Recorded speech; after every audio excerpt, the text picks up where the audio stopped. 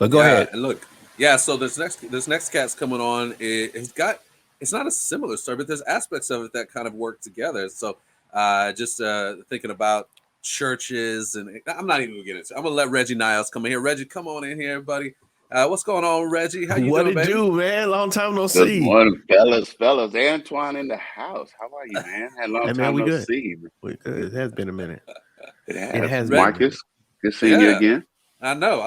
Got to hang out with Reggie. Was it last week? 2 weeks ago? I don't even remember. It feels like it Last goes week. quick. Last week. Yeah, Man, last yeah, week. heading up in Baltimore. Reggie, you got a great ministry work that's going on in Baltimore. Finally got to check it out. But Reggie used to live down in Texas with us. So, Yes. Reggie, I know we don't want to keep you forever. Tell us a little bit about, excuse me, like your interaction with Threaded and what that has, how that's affected you in any particular way. Yeah. So threaded for me was life Oh, hold up, changing. Reggie. So I totally destroyed you here. You did uh it. You were about to do a great job.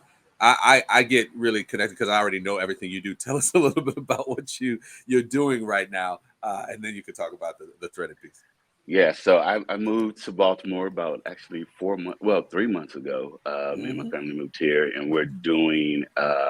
I'm pastor of city engagement for a church called Hope Baltimore, and we are doing some cool creative stuff in the city of Baltimore. Well, I'm still saying it Baltimore, wrong. Baltimore, Baltimore, Baltimore, Baltimore, Baltimore. That's it. That's right. Baltimore. That's it. We're That trying to figure Texan it still comes out of me. out. Yeah, that Texan still comes out.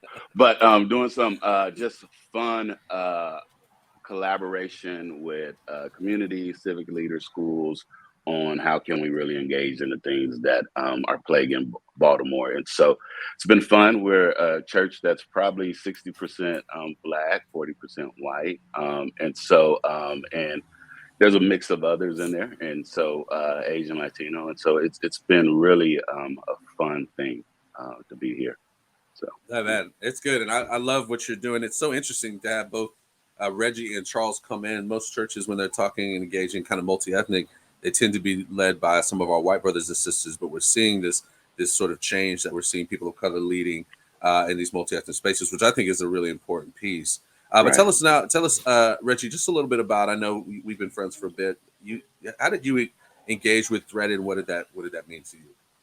Yeah, so I first heard about Threaded in Dallas, working at a church there in North Texas with Antwuan, and Threaded came across the scope, and I was real hesitant, just to be honest, about stepping into that space because number one, I think Botham John had just happened.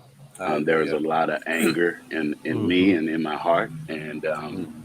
and anger that through threaded, I realized I had been carrying a long time.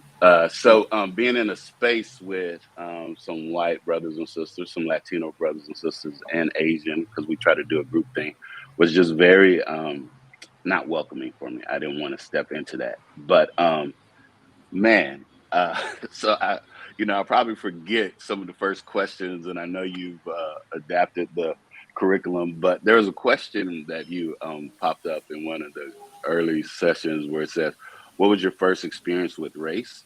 Hmm. And Mm-hmm. or when did you realize that your color was different? I can't remember the question right now, but I realized the moment, the hour, the time, and where I was in second grade when that happened. And Mm. so what it did for me was show that I have been carrying this stuff for so long, and it wasn't healthy stuff. It was just anger and rage.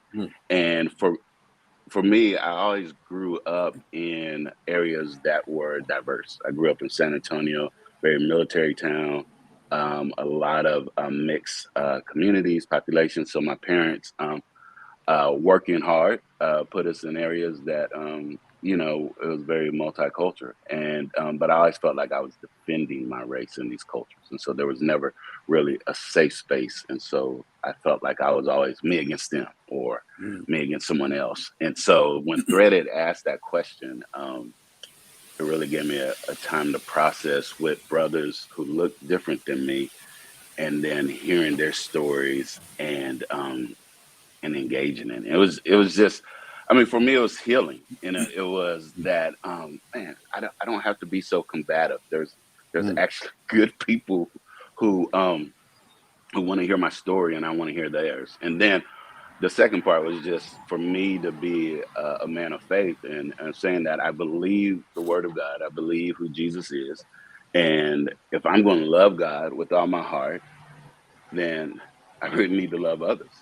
And what does that look like? And I'm actually not living that life out because I'm holding animosity, I'm holding rage, I'm holding whatever it was against other brothers and sisters who just hadn't really done anything to me personally, you know. Wow. So, yeah. I mean, that's look. We've had multiple conversations on this. Every time I hear it, it's still really affirming of really what we hope to see in the midst of Threaded. You know what I mean? I think not just you, everybody comes to this conversation, right, with all their kind of, whether it's animosities, idiosyncrasies, histories, like they come to it with something. And I think Charles said earlier, it's like, it's easy to kind of have those conversations when you're with people who are just like you, and it's a different conversation. But when you put everybody in the room and you put God in the center of it, right?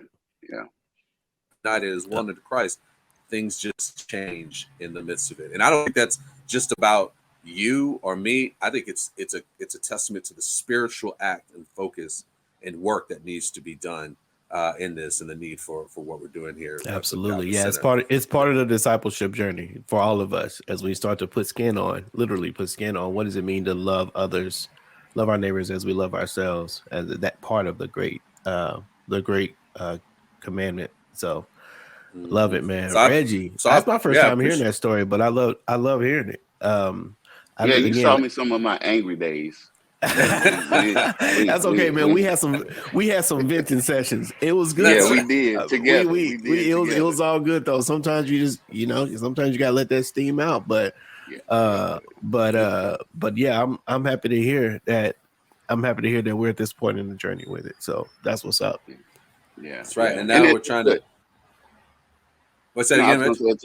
It's a beautiful thing that now here, like in Baltimore, like we're collaborating with some other churches, and Marcus, like he said, came down last week and was here sharing what Threaded does and the curriculum, and not only Threaded but the whole organization, and how can they come and help us engage in conversations with other churches as we collaborate and merge, and just even from culture intelligence tests to just training for some of our leaders to like really walk through this process together. So it will continue on, Yeah.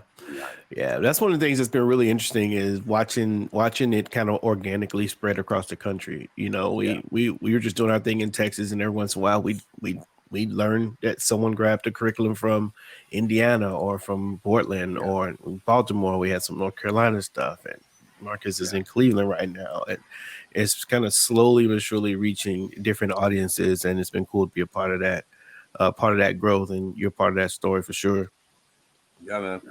Hey, Reggie, we appreciate you coming out today, brother. Thanks, man. I appreciate it. Yeah. And wait. Give to Threaded. North Texas Giving Day. Make sure you give to Threaded, and check out the curriculum. It is a family conversation that you will enjoy. Yeah.